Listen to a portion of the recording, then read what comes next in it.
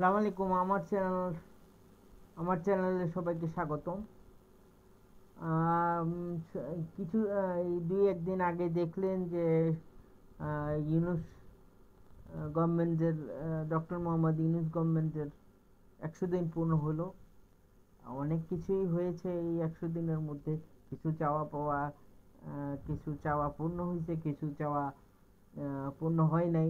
আমি দুই একটা বিষয় নিয়ে নিজেও এই গভর্নমেন্টের উপরে খুব নারাজ ছিলাম। যেমন ধরেন, মোস্তফা ফারুকীর উপদেষ্টা হিসাবে শপথ গ্রহণ, আসিফ নজরুলের আহ, বেপরোয়া ওনাকে নিয়োগ দেওয়া। কারণ ডক্টর মোহাম্মদ ইউনূস তখন কোপ সম্মেলনে ছিলেন আজারবাইজানে। যাই হোক, ভালো মন্দ মিলাই থাকতে হবে। আমার বিষয় ওটা না, ওই যে 100 দিন যে পূর্ণ করলো, এই 100 দিনের মধ্যে আমাদেরকে দেখতে হবে এই সরকারের অ্যাচিভমেন্ট কি, ল অ্যান্ড অর্ডারের কি অবস্থা, এবং দেখতে হবে যে ইকোনমিকের কি অবস্থা। যে আদানি গ্রুপ যে আমাদের উপর যে লোনের রিপের জন্য যে প্রেসার দিচ্ছে, সেটা আমরা রিপে করতে পারবো কিনা। আমার মতে আমার মতে আদানির কন্ট্রাক্টটা একটু রিভিউইং করা দরকার, একটু রিকনসিডার, মানে একটু রিভিউ করা দরকার ইউনূস স্যারের। কারণ সব সময় যে ওরা লাভবান হবে তা তো না। আম, আমাদেরকেও কিছু পয়েন্ট, কিছু লুপ ওই কন্ট্রাক্ট থেকে বের করে ওই ওই লুপের মাধ্যমে আদানিকে কনভার্ট করা যায় কিনা।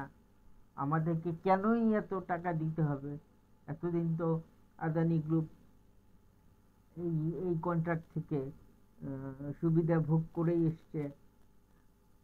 এই নানান বিষয় আর কমপ্লিট লনেস থেকে এই যে এখন মোটামুটি একটা ডক্টর ইউনূস শপথ নেওয়ার পর থেকে আস্তে আস্তে যে একটা আম, মানে যে আম, যে আইনের যে একটা ব্যবস্থা স্লোলি স্লোলি হচ্ছে, মানে ব্যবস্থা আবার প্রতিষ্ঠিত হচ্ছে, এই জিনিসটা একটু ভালো।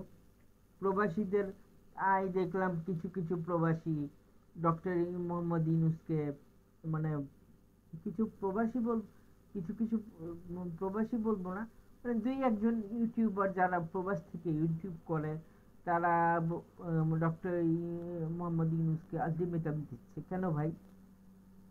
আপনি আপনি কেন আপনারা কেন বলবেন যে আপনি এই এই কাজগুলো করেন, না হলে আমরা রেমিটেন্স বন্ধ করে দিব? উল্টা আপনাদের তো এখন উনাকে সাহায্য করার কথা। দেখেন, আওয়ামী লীগ এত বড় একটা দল, কিন্তু গেছে তো, জুলুমের শেষ তো হয়েছে। আওয়ামী লীগ তো থাকতে পারেনি, মুখটা নিয়ে তো থাকতে পারেনি। খুব তো শেখের বেটি খুব তো বড় গলায় বলছিল শেখ হাসিনা পালায় না, কিন্তু পালাইছে তো। ইন্দুরের গর্তে তো যায় ঢুকছে। তাহলে কমপ্লিট লনেস থেকে দেশটাকে ওরা কি ভাবে, মানে আওয়ামী আওয়ামী লীগ লুটপাট করছে, এই জিনিসগুলো আমাদের সবাইকে মনে রাখতে হবে রে ভাই। খালি আপনি প্রবাসী, আপনি রেমিটেন্স পাঠান দেখে আপনি ডক্টর মোহাম্মদ ইউনূসকে আলটিমেটাম দিচ্ছেন যে আপনি এগুলো এগুলো কাজ করেন, না হলে আমরা রেমিটেন্স বন্ধ করে দিব। এগুলো কি ধরনের কথা ভাই? না, অ্যাকচুয়ালি আমার একান্ত যদি মত ধরেন, তাহলে আমি বলবো যে এই জিনিসগুলো আমাদের আসলে বন্ধ হওয়া উচিত। কারণ ডক্টর মোহাম্মদ ইউনূস তো বেশি দিনের জন্য আসেনি। আর ওনার বক্তব্যও এটা পাওয়া যায় না যে উনি রাজনীতিতে আসবেন এবং রাজনীতির ব্যাপারে ওনার কোনো আগ্রহ আছে। উনি তো বলছেন যে কালকে নির্বাচন চাইলে কালকেই দিয়ে দিব, আমার তো থাকার দরকার নেই। তাহলে এই এই গভর্নমেন্টের উপর আমরা এত নারাজগি দেখাই কেন? একটা যতদিন এই ডক্টর মোহাম্মদ ইউনূস আছে, ডক্টর মোহাম্মদ ইউনূসকে হেল্প করে দেশটাকে তো রিকনস্ট্রাক্ট করতে হবে নাকি? যতটুক হয়েছে আরও তো করতে হবে। এই যেই যেই টাকাগুলো মানুষের হাজার হাজার কোটি টাকা লুটপাট হয়ে গেছে, বাইরে চলে গেছে, এগুলো কিছু আনতে হবে। কিছু মানে প্রবাসীরা, আপনারা যারা বাইরে আছেন, তারা সহযোগিতা করবেন। দেখেন, আওয়ামী লীগ বিএনপি দল যে কেউ করতে পারে, আমি সেটা বলতেছি না। আমি সেটা আমার সেটা বিষয় না, বিষয় হচ্ছে দেশটাকে এখন, দেশটা যারা আওয়ামী লীগ করে তাদেরও তো এখন, তারা যদি মনে করে এটা আমাদের বাপের সম্পত্তি, আমরা যেভাবে চাবো সেভাবে হবে, হবে না। এখন সেদিন নাই। এখন has everything will be changed. The ball is now our court. The Hasina regime is gone.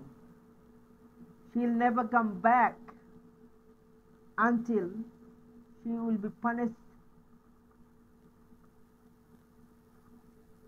যাই বলেন আপনারা, পানিশটা ওনাকে হতেই হবে।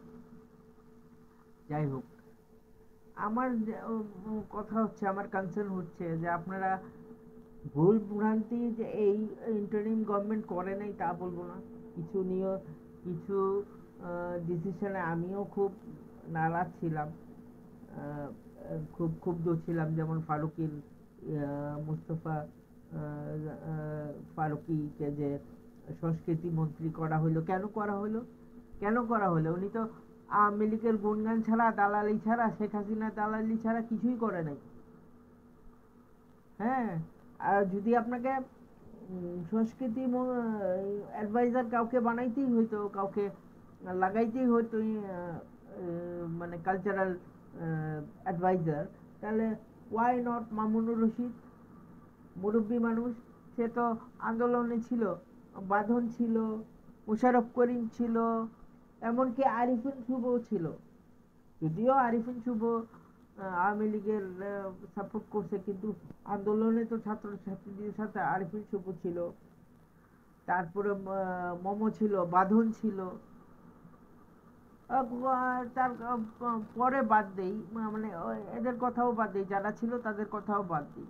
আপনারা যদি সংস্কৃতি মন্ত্রী যেই জিনিসগুলো বুঝে, যাদেরকে এতদিন আসতে দেয়নি মিডিয়াতে, আসিফ আকবর ছিল, ন্যান্সি ছিল, তারপর শিবা শানু ছিল, কনক চাপা ছিল, এরা তো কালচারাল মানুষই, শিল্পী মানুষই। এদেরকে দিয়ে ডিপার্টমেন্টটা একটু দেখতেন, একটু ইয়ে করতেন। ফারুকীকে কেন নিতে হবে? যাক, এই দুই একটা জিনিস নিয়ে আমি অফেন্ডেড ছিলাম, এছাড়া কিছুই না। আমি খুব একটা ক্ষুদ্র ইউটিউবার ভাই, আমি ভালো মন্দ বুঝি, বা মানে ভালো মন্দ বুঝি ক্ষেত্রে ডক্টর ইউনূসের ব্যাপারে বলতে পারবি, উনি তো দেশের কোনো পয়সা বাইরে নিয়ে যাবে না, উনি খাবেনও না, ওনার তারও দরকারও নাই। তাহলে কি দরকার আছে তার বিরোধিতা করে দেশটাকে আবার, একটা না একটা গভর্নমেন্ট তো আসতে হবে, বিএনপি আসুক বা অন্য কোনো দল আসুক, আসতে হবে, ইলেকশনের প্রসেসে যেতে হবে। যাইতে দেন, ততদিন ডক্টর ইউনূসকে একটু হেল্প করেন। বাইরের দেশগুলোর সাথে আমাদের যে এখন যেভাবে বাংলাদেশকে দেখে, বিগত সরকারগুলোতে তো দেখা হয়নি সেভাবে, ঠিক না? খালি ইন্ডিয়ার চশমা পরে বা নিজের দেশকে দেখলে তো হবে না। অনেক ইন্ডিয়ান, ভালো ভালো ইন্ডিয়ান, কলকাতার লোকজনও বলতেছে যে এতদিন যা হয়েছে ভালো হয়নি, এখন যা হচ্ছে ভালোর দিকে যাচ্ছে। আমি আমার নিজের শোনা, ওই বাদ দেন যে মানে প্রিন্স, মানে মেইন স্ট্রিম মিডিয়া কি বলতেছে, কলকাতার খবর টবর কি বলতেছে, এগুলো বাদ দেন। কিন্তু ইউটিউবে দুই একজন আছে এখনো ভালো, যে কলকাতার থেকে বলতেছে যে বাংলাদেশের পরিস্থিতি, ইন্ডিয়ার মানে হাসিনা রেজিম থেকে এখন যে ইন্টারিম গভর্নমেন্ট আছে, ভালো তারা। তাহলে বোঝা যাচ্ছে যে ওদের হিন্দুদের মধ্যেও একটা মিশ্র প্রক্রিয়া ক্রিয়া আসবে। আর ইন্ডিয়ার সাথে সম্পর্ক ভালো বা খারাপ, বা হাসিনাকে দেয়া নেওয়ার ব্যাপারটা, ওইটা পরের কথা, ওইটা হচ্ছে বিউরোক্রেসির ব্যাপার। ওগুলো আস্তে আস্তে প্রসিডিং হবে যদি ডক্টর ইউনূস করতে চান আর কি, বা ওনার আমলে হয়। তো সে হলো মুদ্রা কথা। এখন যে যারা, আমি আমার ক্ষুদ্র জ্ঞানে, আমার ক্ষুদ্র জ্ঞান পিপাসে দেখেন, ডক্টর ইউনূস এমন একজন ব্যক্তি, ডক্টর ইউনূস যত ইন্টারন্যাশনাল অর্গানাইজেশন আছে, যত বড় বড় অর্গানাইজেশন আছে, যেমন কাউন্সিল ফর নেশন, গ্লোবাল 300, তারপরে আপনার এই যে আপনার ট্রাইলেটারাল কমিশন, তারপরে আপনার বিলডারবার্গ গ্রুপ, এই বড় বড় অর্গানাইজেশনগুলো সাথে ডক্টর ইউনূসের ভালো ভালো সম্পর্ক আছে। পৃথিবী ওরাই চালায়, পৃথিবী ওরাই চালায়। গভর্নমেন্ট, এই বাংলাদেশের গভর্নমেন্ট, পাকিস্তানের গভর্নমেন্ট, কে আসলো কে গেল, ট্রাম্প আসলো নাকি ক্যামেলা হ্যারিস আসলো, ডাজন্ট ম্যাটার। আপনার আমার ভোটে কোনো দিনই ফয়সালা হয়নি কে আসবে না আসবে, ঠিক আছে? আপনারা ভোট দিতে পারেন, আমরা ভোট দিতে পারি, ভোট কেন্দ্রে যাই একটা টিক চিহ্ন দিয়ে আসলাম, কি হইল? কিন্তু ওইটা, ওই ভোটেই যে যে আসছে, যে কুর্সিতে বসছে, সে আপনার কথা শুনবে বা সে আমাদের জন্য কাজ করবে তা না। এইগুলো বিষয়গুলো চিন্তা ভাবনা করে আপনারা সবাই কথাবার্তা বলেন। সবাই আপনারা পড়াশোনা জানেন, ডক্টর মোহাম্মদ ইউনূসকে হেল্প করেন, বাংলাদেশটাকে যতটুকু পারেন সিকিউর করেন। তারপরে একটা ইলেকশন হোক, তারপরে যদি কোনো খারাপ হয় তখন আপনারা বাস দেন, অসুবিধা নাই, তখন একটা ইয়ে থাকবে। কিন্তু ডক্টর ইউনূস তো থাকতে আসে নাই। ডক্টর ইউনূস একটা ইলেকশন প্রসেসে নিয়ে যাওয়া দরকার দেশটাকে। দেশটা একটা মানে ডেভাস্টেটেড অবস্থায় ছিল, একটা ডিস্ট্রাকশন ছিল, এটাকে রিকনস্ট্রাক্ট করে নির্বাচনের প্রসেসে যাইতে হবে। আমি তো এর আগেও ভিডিওতে বললাম যে যদি ইন্টারিম গভর্নমেন্টের অ্যাডভাইজার হিসেবে কাউকে নিয়োগ করতে হয়, আমার ক্ষুদ্র জ্ঞানে আমি বলি ববি হাজ্জাজ, তারপর আন্দালি ব্রাহ্মণ পার্থ, তারপরে হলো আরো যেমন এই পিনাকি ভট্টাচার্য, পিনাকি দা, এদেরকে নেওয়া উচিত, ব্যারিস্টার ফুয়াদ, এদেরকে নিয়ে নিয়ে কারণ এরা তো এই এই বিগত সরকার আমলে তো এদের উপর অত্যাচার হয়েছে, এদেরকে ঠিক মতো কথা বলতে দেওয়া হয়নি, আহ, নিজের এক্সপ্রেশন, নিজের ভালো মন্দ প্রকাশ করতে দেওয়া হয়নি। এরা তো দেশের কোন জায়গায় কি ঘাটতি আছে না আছে বুঝবে। তো যদি নতুন করে এদেরকে নিয়োগ দেওয়া হয়, যেমন কিছু নিয়োগ ডক্টর ইউনূস খুব ভালো দিছে, যেমন আমাদের বিডার চেয়ারম্যান, তারপরে আপনার এই উনি একজন ইনভেস্টমেন্ট ব্যাংকার, তারপর লুৎফি সিদ্দিকী, টেরিফিক গায়, বোরহান সিদ্দিকীর ছেলে, সাবেক আমাদের রাষ্ট্রদূত এবং পুলিশ কমিশনার ছিলেন। টেরিফিক উনি কিছু নিয়োগ দিয়েছেন, আমার খুব পছন্দ হয়েছে তাদেরকে, লুৎফি সিদ্দিকী, তারপর এই যে বিডার চেয়ারম্যান, আমার তার নামটা এখন এই মুহূর্তে খেয়াল আসছে না।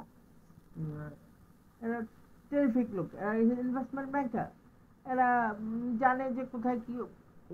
এদেরকে দিয়ে দেশের ফাইন্যান্সিয়াল ব্যবস্থাটা ঠিক করতে হবে, ব্যাংকিং ব্যবস্থা ঠিক করতে হবে, আর্থিক ব্যবস্থাটা ঠিক করতে হবে। তারপরে যেয়ে দেশটা যদি একটু একটা মানে এগুলো ঠিকঠাক করে তারপর যদি ইলেকশন দেন, সে যেই আসুক, বিএনপি আসুক বা অন্য কোনো দল আসুক, তখন আপনারা একটা কথা বলার পর্যায়ে আমরা মানে আমরা সবাই যারা কথা বলছি এখন, মানে আপনারা আমি সবাই আমরা তখন একটা কথা বলার পর্যায়ে যাব, একটা ভালো মন্দ বলার পর্যায়ে যাব। এখন তো যে অবস্থায় শেখ হাসিনা দেশটা ছেড়ে গেছে, আমরা কেউ কথা মানে ভালো মন্দ কথা বলার পর্যায়ে নাই। হ্যাঁ, সমালোচনা করাই যায়, এটা করেন, এটা মানে এটা হওয়া উচিত, এটা হওয়া উচিত, ওগুলো করা যায়। কিন্তু আপনি এইটা করেন, না হলে আমরা রেমিটেন্স বন্ধ করে দিব, আমরা এই করব সেই করব, এগুলো কথা বলার এখন আপাতত কোনো দরকার নাই। আগে একটা ইলেকশন হোক, একটা সিস্টেমের দেশটা আবার আসুক, তারপরে দেখা যাবে। আমার কথায় যদি কেউ ব্যথিত হন, আমার কথায় যদি কেউ কষ্ট পান, আমি আমার অন্তরস্থল থেকে ক্ষমা চাচ্ছি। আধার আলোর সাথেই থাকবেন, আমার জন্য দোয়া রাখবেন। আসসালামু আলাইকুম, খোদা হাফেজ। বাংলাদেশ জিন্দাবাদ।